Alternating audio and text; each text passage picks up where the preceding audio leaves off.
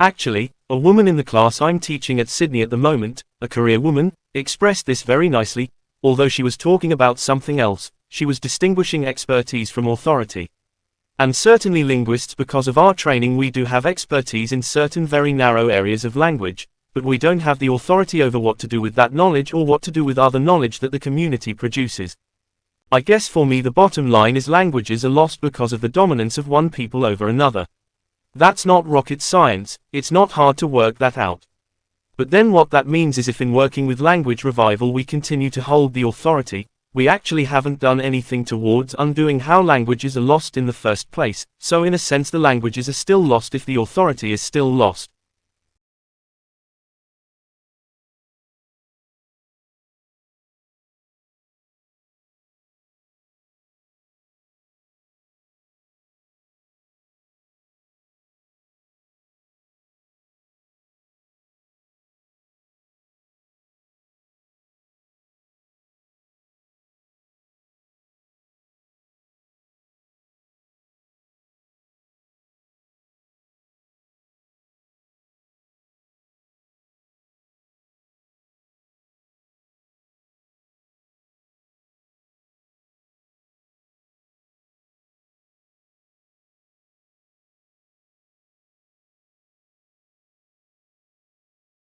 I understand your professor has been discussing several eastern woodland Indian tribes in your study of Native American cultures. As you have probably learned, the eastern woodland Indians get their name from the forest-covered areas of the eastern United States where they lived. The earliest woodland cultures date back 9,000 years, but the group we'll focus on dates back only to about 700 AD. We now call these Native Americans the Mississippian culture, because they settled in the Mississippi River Valley. This civilization is known for its flat-topped monuments called temple mounds. They were made of earth and used as temples and official residences. The temple mounds were located in the central square of the city, with the huts of the townspeople built in rows around the plaza. The Mississippian people were city dwellers, but some city residents earned their living as farmers, tending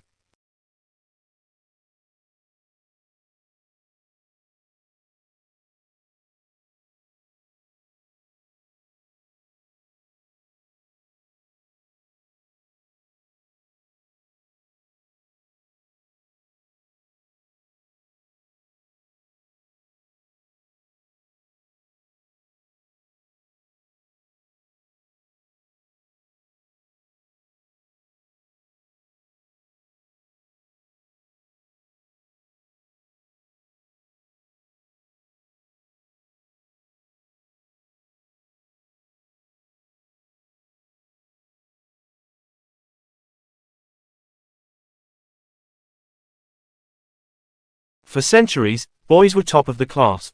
But these days, that's no longer the best thing case.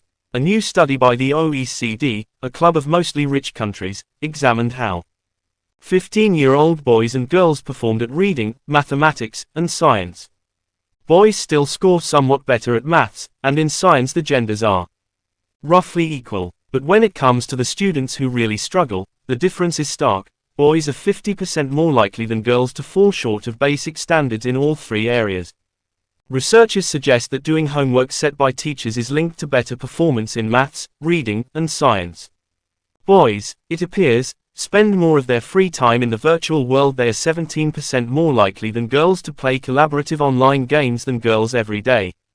They also use the internet more. Third, peer pressure plays a role. A lot of boys decide early on that they are just too cool for school, which means they're more likely to be rowdy in class. Teachers mark them down for this. In anonymous tests, boys perform better. In fact, the gender gap in reading drops by a third when teachers don't know the gender of the pupil they are marking. So what can be done to close this gap? Getting boys to do more homework and cut down on screen time would help. But most of all, abandoning gender stereotypes would benefit all students. Boys in countries with the best schools read much better than girls.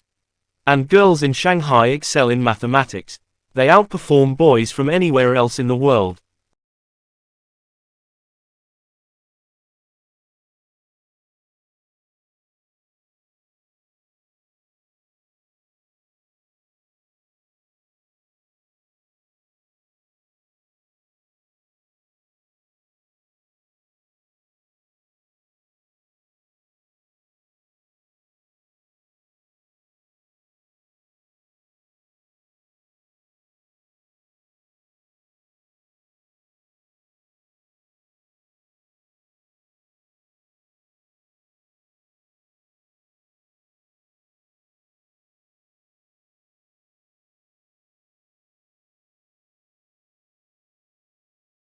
The environmental impact of the global textile industry is hard to overstate.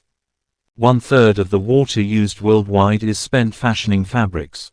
For every ton of cloth produced, 200 tons of water is polluted with chemicals and heavy metals. An estimated 1 trillion kilowatt-hours of electricity powers the factories that card and comb, spin and weave, and cut and stitch materials into everything from t-shirts to towels, leaving behind mountains of solid waste and a massive carbon footprint. Where the industry is today is not really sustainable for the long term, says Shreyaskar Chowdhury, chief executive of Pratibha Syntex, a textile manufacturer based outside Indore, India. With something of an "if you build it, they will come" attitude, Mr. Chowdhury has steered Pratibha toward the leading edge of eco-friendly textile production. Under his direction, Pratibha began making clothes with organic cotton in 1999. Initially, the company couldn't find enough organic farms growing cotton in central India to supply its factories. To meet production demands, Chowdhury's team had to convince conventional cotton farmers to change the growing methods.